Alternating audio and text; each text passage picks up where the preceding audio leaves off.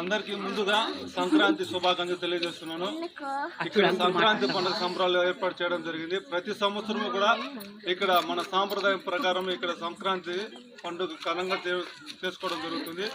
ఈ వీధిలో ఉండేటువంటి ప్రజలందరూ కూడా ముఖ్యంగా మహిళలు అందరూ ఎంతో చక్కగా ముగ్గులు వేసుకోవడం, అలాగే ఈ సంప్రదాయ పరంగా దేవుడిని ఇక్కడ పెట్టి ప్రతి సంవత్సరం కూడా గ్రాండ్గా ఈ సంక్రాంతి వేడుకలు జరుపుకుంటున్నాము.